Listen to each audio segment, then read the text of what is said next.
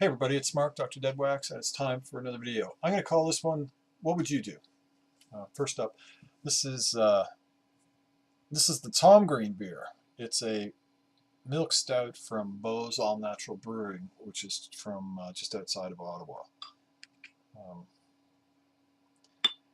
This is the Tom Green Stout. It's not my favorite stout, but it's a Tom Green Stout. Is that just totally lame? Anyway, cheers everybody. It's a pretty good milk stout, but there are 20 better ones I can think of right off the top of my head. So recently a friend of mine, an audiophile friend of mine, who knows a dealer that went out of business, was given a stack of, I guess, dead stock to sell off for this guy, and he offered about up to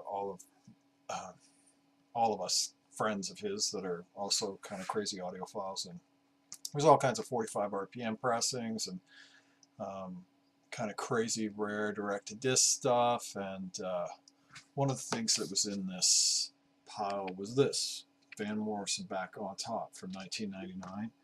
This is released on Simply Vinyl, and it's still sealed.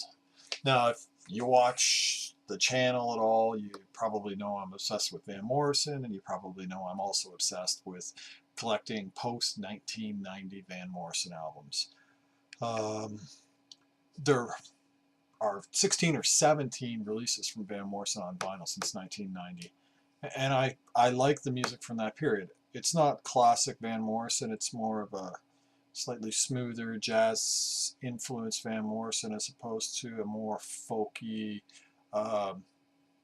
soul infused Van Morrison that, say, the classic first 6 albums from him would be comprised of.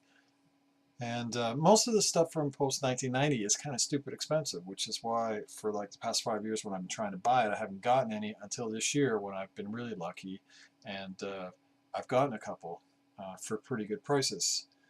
And this is another one. So I'll give you an idea on value on this. Value is just relative and probably nebulously bullshit, but in the past week, there's only been one copy on eBay. It sold for $221. It was opened and played. The highest it's ever sold for sealed is $415. The most recent it's ever sold for sealed is $291, and that was in May, so 3 months ago.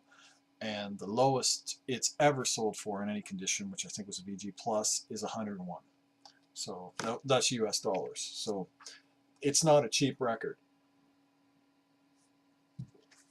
I got it for $20. Most of the stuff that was in this stack of audiophile stuff was not priced at $20, but for some reason this was.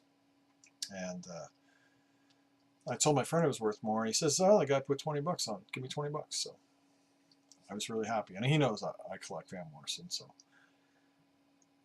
it's great. So I had a slight moral decision, like dilemma to make, was if I could get 300 bucks for this thing sealed and pick up an open one off eBay for like 150 or 175, I could pocket 200 bucks. You know, there's the risk of shipping it out, it getting lost, the one I buy being scratched, but still, it's 100 bucks. So, and I was thinking about it, and ultimately, I remember when I was an antique dealer, there was a kind of a thought pattern or whatever, a way of, I don't know what the hell you call it, but amongst certain dealers that I knew, they always said, if you ever find something you like personally and you get it at a great deal, don't sell it, because you'll never get it at that price again. So, or you'll never find it again. And so ultimately I decided to keep this. But if you had a chance to, I mean, the kind of question is, if you had a chance to make some money on a record you wanted, but that you knew that you were going to buy again, so you would have to make money on it, but use that money to buy another copy, would you do it? Because it's not that I don't want this, I want this in my collection, so ultimately I'm going to keep it. I'm going to open it. So this is no longer a $300 record. And it's just in absolutely perfect condition. I'll have to put it in a Blake sleeve. I don't know if Robert Z would still want it now because somebody touched the insider.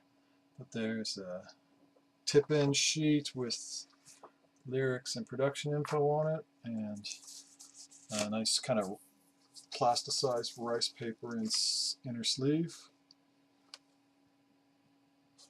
It has custom labels. I don't know if side A and B are, but anyway, so that's it. So, you know,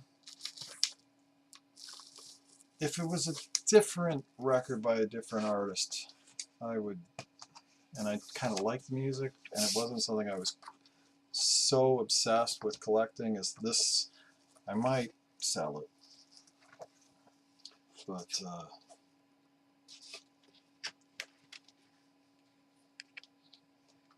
this one I will definitely keep. I'll put that away when I'm not on camera. You know, I recently picked up a Japanese Pro Use Dark Side of the Moon. That's another record I've been after for a long time. I think if I had picked up a cheap sealed one of those, I would have sold it for the premium that that gets and bought a used one, an open played one, but not with this. So I don't know. Have you ever found a record that you've always wanted but got such a good deal on it you've been tempted to sell it? Let me know in the comments what you think. That's it. Have a great day, everybody. Keep the records spinning.